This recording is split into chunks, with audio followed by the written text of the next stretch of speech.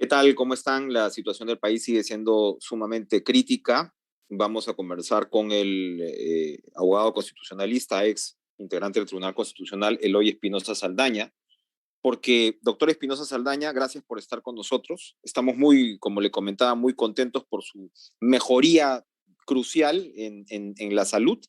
Lo hemos comentado antes y eso, por supuesto, hay que celebrarlo. Te agradezco. A ver, el otro tema es que la salud del país sigue realmente en cuidados intensivos. Hay probablemente un sobrediagnóstico, doctor Espinosa Saldaña. O sea, sabemos el cóctel explosivo que tenemos al frente, las demandas embalsadas, la frustración de la población, los otros actores que están jugando, por supuesto, su partido en estas circunstancias. Y lo primero que le quería preguntar antes de hacerle un par de consultas legales y constitucionales es, ¿hay luz al final del túnel? Y en todo caso, ¿cuál sería esta? Se habla de establecer mecanismos de diálogo en paralelo al Ejecutivo. Hay, por supuesto, quienes reclaman la salida de la presidenta Dina Boluarte y quienes piensan que eso no va a solucionar de inmediato la situación, pero se está hablando mucho de este mecanismo de diálogo en paralelo, donde, claro, los actores tampoco están definidos del todo. ¿Cómo observa usted esa luz al final del túnel? Porque hacia allí tenemos que apuntar, ¿no?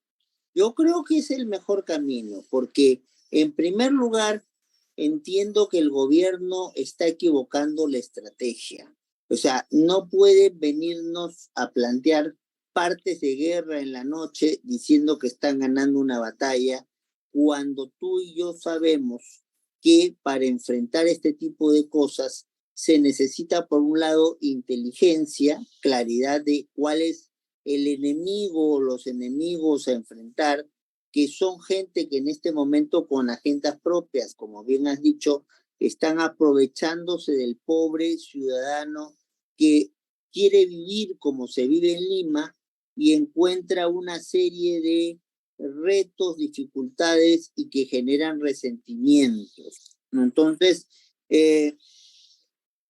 se están aprovechando de ellos y esto no avanza. Y esto lo que corre el riesgo es que en algún momento alguna reja de la que está cuidando el sector, digamos, más cerrado del establishment, se caiga y el asunto se ponga peor. Entonces, yo sí creo que tiene que haber un trabajo de inteligencia para detectar a los líderes, pero también creo que tiene que haber un verdadero trabajo de acercamiento, que no pasa por los grandes foros, no por la atención precisamente de lo que la gente quiere. Yo creo que ha sido un excelente ejemplo el de Jania Pérez de Cuellar, el ir, por ejemplo, para una satisfacción de un requerimiento importante, pero realmente puntual, que le permite no solamente salvar el problema del agua, no tocarse con actores que sabemos que son interlocutores importantes, Enrique,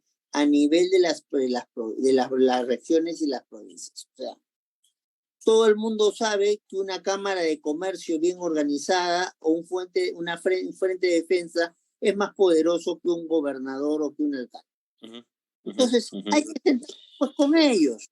Entonces, hay que sentarse con ellos, establecer consensos básicos y además aprovechar que, si bien ese gobernador o ese alcalde puede ser no tan poderoso, es un alcalde, un gobernador nuevo que va a querer hacerse notar y va a querer estar en la foto de hacer cuestiones que bajen el nivel de la atención. Lo que hay que hacer es bajar el nivel de la atención, acercando a la gente, pues no puede haber pues un hospital en Cusco que está hace 5 años sin terminarse, o otro en Andahuaylas 14. Entonces tienes que plantear, y si no hay para el hospital, habrá para la posta. Entonces, y si no hay para, y si hay para, entonces para mejorar la calidad del agua tienes que ir. Entonces, eso permite que no todo sea enfrentamiento, gente que dé vueltas desde las 5 de la tarde sin saber realmente a dónde ir y qué hacer, o reacciones de autoridades como Gerí y Román, que son realmente de un desastre, entonces, como para poder poner en riesgo a una serie de chicos a los cuales tú invitaste y a los Ahora, cuales... es un esfuerzo múltiple, en realidad, ¿no? Este es un esfuerzo múltiple porque, claro, como no vas a encontrar haciendo más interlocutores, es bien interesante lo que usted dice, no solo de lo de los frentes de defensa, sino los gremios comerciales, ¿no? Que son finalmente los que están sobre el terreno y que representan los intereses de esos pequeños comerciantes, emprendedores, que lo están perdiendo todo ahora mismo. Y que incluso puedan tener una visión un poco más objetiva y honesta que la de autoridades locales, que si bien son nuevas, son escobitas nuevas, pero al mismo tiempo son políticamente, digamos, muy rudimentarias, ¿no? Al toque dices, no, yo no converso con nadie para no ponerme en contra de la masa. Es un esfuerzo efectivamente de inteligencia que, como digo, tiene que ser múltiple. Yo he visto, por ejemplo, a una interlocutora empática como la ministra de Salud en las últimas horas. La veo, digamos, bien parada, y yo veo que esos esfuerzos probablemente se podrían replicar, ¿no? Ya, digamos, ahora, esto sin desmerecer lo que se tiene que hacer en el trabajo de seguridad, porque los bloqueos en Ica o en Madre de Dios, que sabemos en Ica cuáles son los intereses, Madre de Dios, los mineros ilegales, pues eso te plantea un desafío también al orden interno y al bienestar de la población. Los están dejando sin comida. ¿Cómo se maneja lo uno con lo otro? Jugando a dos bandas. Jugando a dos bandas. O sea, tú tienes la banda de la inteligencia, la banda de poder determinar quiénes son los asusadores, que los existen, y con qué intereses se están moviendo para tratar de aislarlos de aquel ciudadano que sigue viviendo en el carrito creyendo que porque llega a Lima va a poder obtener las cosas que en Lima se tienen. Entonces hay que jugar a dos bandas.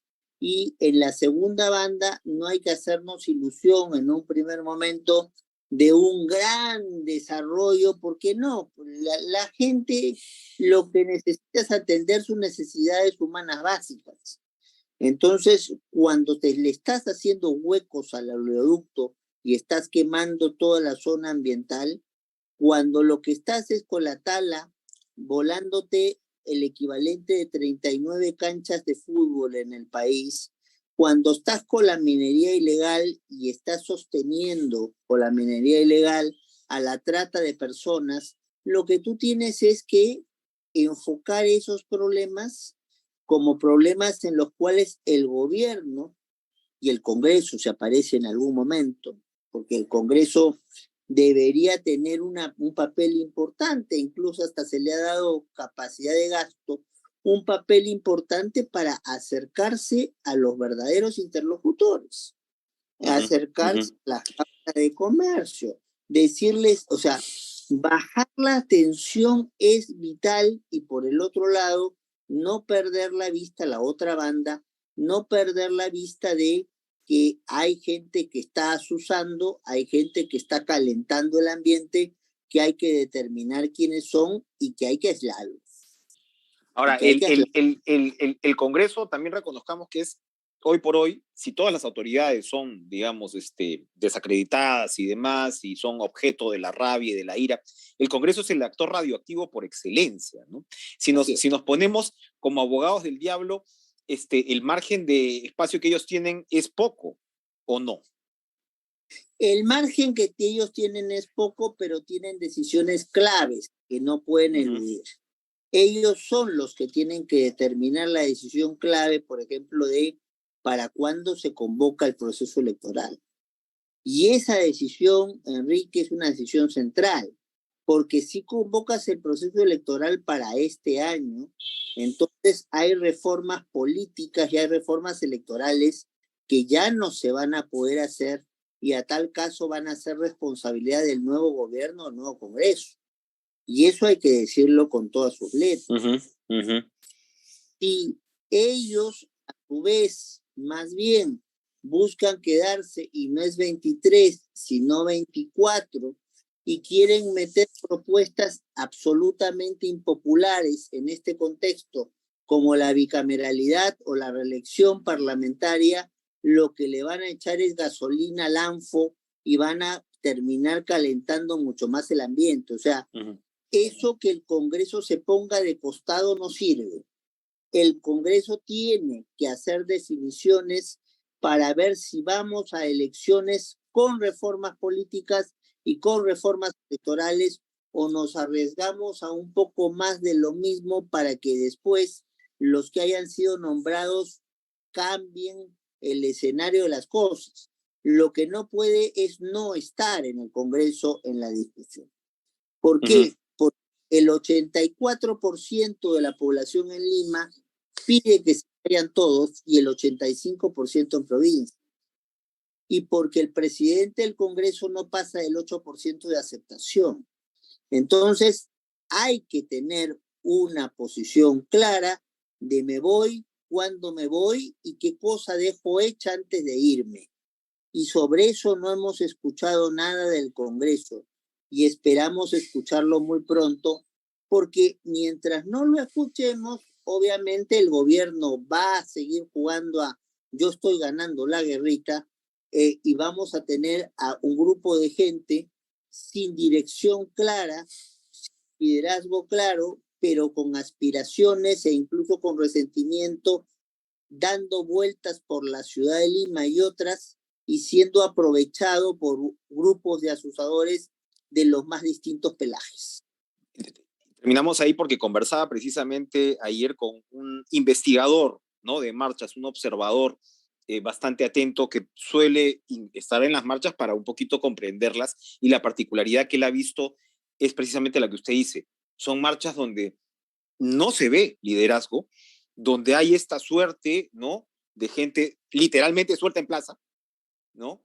Y donde, y claro, eso es pues precisamente el meollo de la cuestión ahora mismo, ¿no? Es cómo de alguna manera vas desactivando esas frustraciones que van en paralelo con todos estos ingredientes que estamos señalando, pero efectivamente es gente que está suelta en la calle sin ningún tipo de liderazgo y evidentemente sin ninguna plataforma demasiado establecida, ¿no? Y con el agravante de que mientras más pasen los días y siga el discurso triunfalista del gobierno, van a sentirse derrotados. Entonces, van a sentir que su esfuerzo de venir a mostrar su indignación no ha tenido efecto. Y esa es una frustración muy peligrosa, evidentemente. Exactamente. Tenemos que sentarnos en la mesa y tenemos que, digamos, en medio de este drama, de alguna manera, establecer que todos puedan ganar. Que todos puedan ganar, que todos sean escuchados y que todos se sientan por lo menos con un principio de satisfacción para finalmente hacer sobrevivir a la democracia, ¿no? Y ahí, si me permites 30 segundos, creo, y ya entrando a lo jurídico, que, por ejemplo, estoy terminando un trabajo sobre derecho ambiental, un libro, y te demuestra que por lo menos formalmente hay mecanismos que pueden permitir que no solamente se sienten funcionarios, sino gente de la sociedad civil. Y a nivel macro, no olvidemos espacios como el del Acuerdo Nacional, porque siempre salir de una coyuntura de crisis significa no solo el acuerdo puntual, sino también el gran acuerdo. Y no tenemos... El descrédito de la política no anula, por supuesto, la agencia y la capacidad de los demás actores de la sociedad, y es ahí donde ahora mismo hay que apuntarlo. Y Espinosa Saldaña, como siempre, un placer conversar con usted. Gracias por estar con nosotros. Un placer y a disposición siempre, querido Ricky. Gracias.